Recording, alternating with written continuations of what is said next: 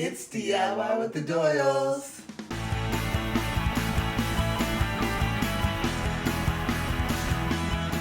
Hey guys, welcome back to our channel. Did you miss us? Did you miss us? I know you did. I know we kind of switched it up this year. We're probably going to be doing videos every other week. We might switch it up and do 2 in a row, but we did find for ourselves and for our family that we may want to just space some videos this year. So if you didn't see us last week, that was intentional. But we did just want to let you guys know that. So be on the lookout for us every other week. Yep. But for this video, we're going to do a life reno video. And we're really going to just talk a little bit about our home routine. I am going to give Charles a haircut. I know, it seems crazy, like, what do you mean I'm giving him a haircut? Oh my goodness. But my husband trusts me, number one. Number two, I've actually been cutting his hair for quite some time now. And let me caveat this. I am not the best. I am not gonna sit here. This is not a how to cut your man's hair video. This is how I cut my man's hair video. I do not say that I'm the best at lines and getting him shaped up right, but look, I keep him looking good, and we do what we do in this house.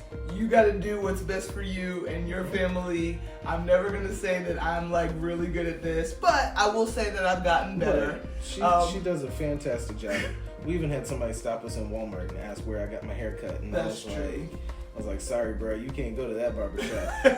But you know, I mean, and I think for us, it was also another thing where we realized that, again, DIY with the Doyles. There's a lot of things that you can do if you really want to. And, you know, the very first time she cut my hair, it took 4 hours. And it wasn't the best. It wasn't the best. And it took 4 hours to get it to look like something that I could walk outside the house in. Yes. But, and a lot of coaching from him. And, you know, we called some people that knew what they were doing, and they gave her some tips. And so here we are, you know, 10 months later or wherever we are. And she cuts my hair exclusively. She maintains my hair, my beard, everything. And I was shaping up his beard before I was actually cutting his hair and like using a straight razor. And that was really just because I kind of like taking care of him. I know, it's weird. I'm spoiled. He's not spoiled. Weird. I'm just spoiled.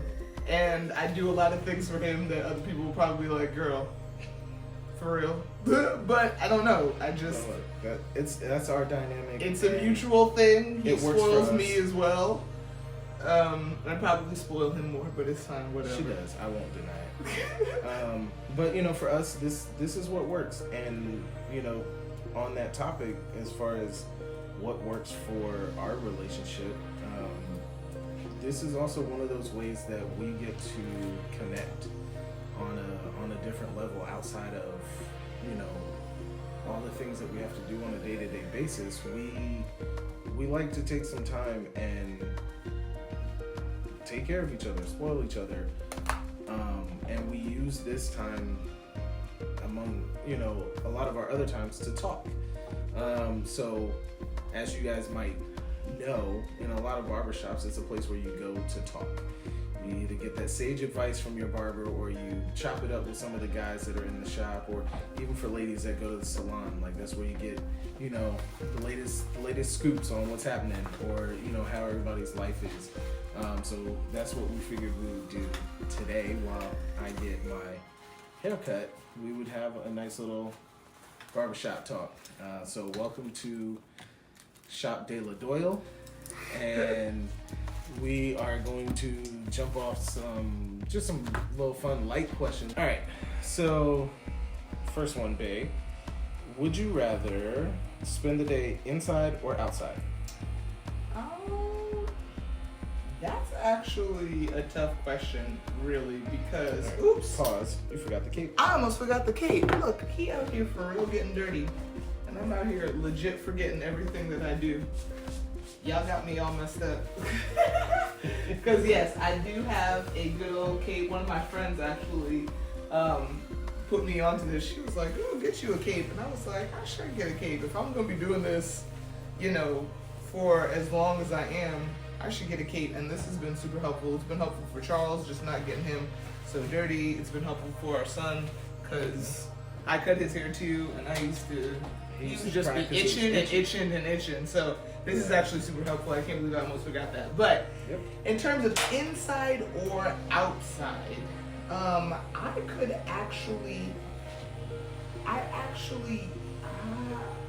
think I prefer the day outside, baby. It just, I guess it just depends on what I'm doing. Sometimes being outside isn't too bad. Okay, I'm gonna bring this closer because if you reach and I mess up your haircut, I'm gonna be angry. There we go. So sometimes I don't mind being outside, believe it or not. It just depends on what I'm doing, I think. And I mean, I like being inside. I like being cozy, but sometimes I feel like I get a little stir crazy. Like, I just want to be out. I want to be out the house. And so, outside is not bad. Depending on what I'm doing. Like, if I'm outside and I'm doing activities, like I have a purpose for being outside, then I would prefer to be outside. But, if I don't really have a purpose and I'm just, in the streets, that's a little boring. Or camping or something. Yeah, that ain't your kind of day. Camping is not happening. Like that, not even a little bit. Camping is never a thing. True that. Alright, so let's... what about you? For me, it depends also. I could honestly be fine inside. I could spend a whole day inside watching movies, eating popcorn, whatever. The problem with me is I feel like if I sit around inside for too long, I feel unproductive. So like if you do get antsy and like yeah, that's true because like there are days when it's like the two of us or whatever and you gotta get up. Like I will be in the bed and he will just be like, no, we gotta get up, we gotta do stuff. And I'm like, why? Like even if we just accomplish one thing, like that makes me feel better about the day. Yes, that's definitely true. Babe, what would you say is one of the best things that has helped us connect in our relationship? I mean, I'll forever say our communication. I mean, when Charles and I first got together, I know we've kind of talked about this a little bit, but we spent a lot of time talking. We actually spent so much time talking because we were friends. And neither one of us was really looking at the other one like, oh, this is about to be my future mate.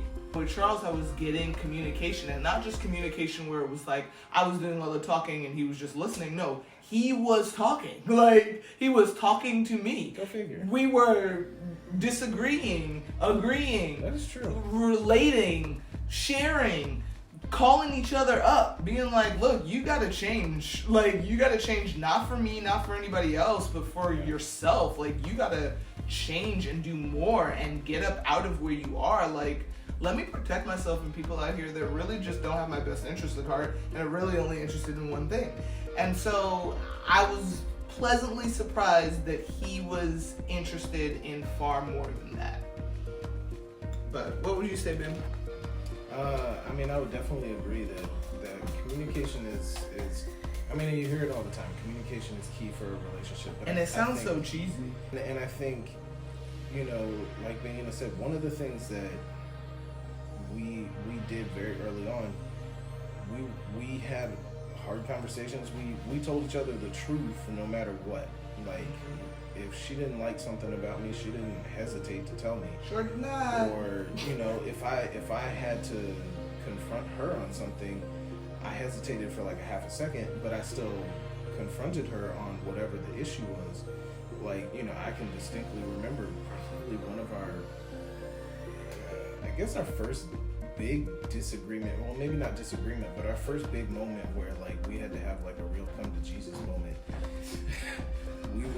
There were so many. There were so many, but I think the first big one was, we had a disagreement about something, and she was mad, and it was evident. And so, but me having an insecurity, I thought her being mad meant that she was gonna leave, and that was the end of it. And we, as much as I didn't want to have that conversation, like I had to confront that fear and let her know what I was feeling and what I was, worried about.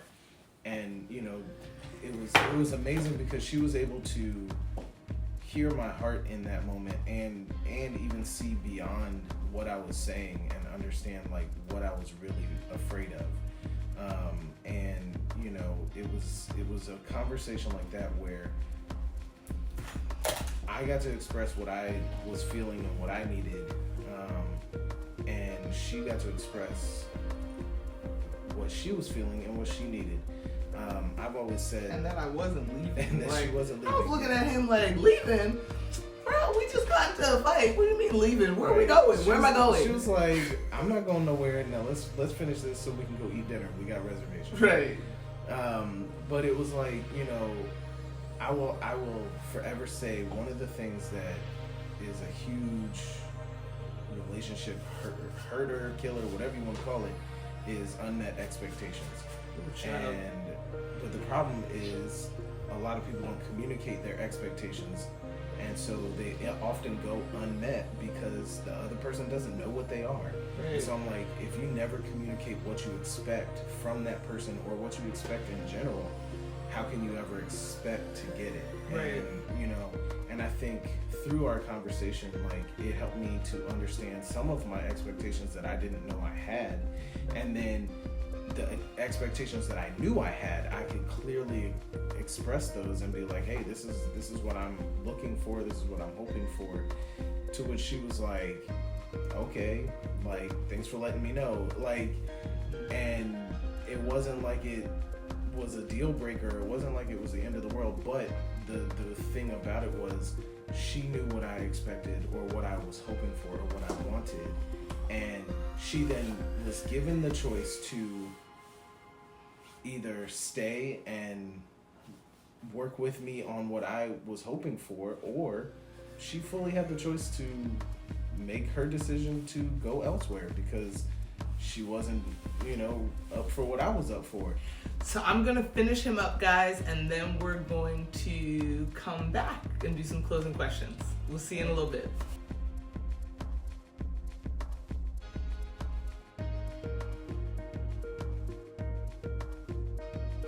Alright, guys, cleaned him up, and he is done. Woohoo! Alright, final thoughts, honey. If you had to do it all again. Which all again are we talking about? Well, talking to your younger self. If you had to talk to your younger self and tell them one thing that you know now that you didn't know then that you wish maybe you had known, what would it be? Ask more questions. Plain and simple. Ask more questions. And that's if we're talking about relationships. If we're talking about life in general, push myself a little harder. I guess for me, one thing that I would say is that people say it all the time, if we're talking about life in general, everyone can't go with you. And I think I'm the type of person that I'm very loyal. When I let you in, it is an extension of me saying you are a part of me. And so, unfortunately in life, everyone that you deem a part of you doesn't reciprocate in the same way. And I think that the earlier you learn that not everyone will go with you is just, it will help you many sleepless nights. And then in terms of relationships, I would say stop saying you're crazy or asking too much or standards are too high or whatever it is that single women say to themselves to convince themselves that the reason they're not with someone is because there's something wrong with them. It's not true. Don't let anybody else tell you that. Don't let any of your church mothers tell you that. Look, I'm being honest. Don't let your family, friends, anybody tell you that there's something wrong with you. There's absolutely nothing wrong with you. Right. Yes, even if you are the most high maintenance woman out there, someone wants to be in a relationship with you. Yeah. If that is what you're desiring and that is the end goal for you, don't think that you have to in any way change a part of yourself to make yourself acceptable for a man. The man or woman that is for you is always going to love all of you, even the high maintenance, whatever that looks like, areas of your personality. They're going to love all of you, and if they don't love all of you, then they're not for you. That's so good. That's it from us. So in about 2 weeks, we'll be coming to you with a home reno video. We got some things that we're going to do around the house, and we're going to bring you guys along. So we're excited about that.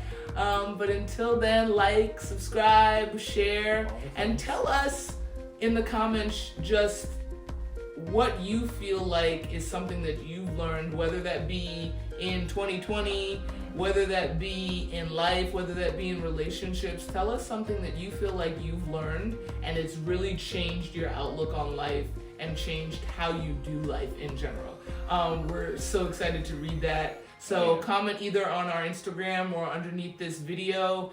We love to engage with you guys. We love to engage in healthy conversations. So by all means, give us all you got. So we love you guys, and we'll see you next time. Bye, guys. Bye.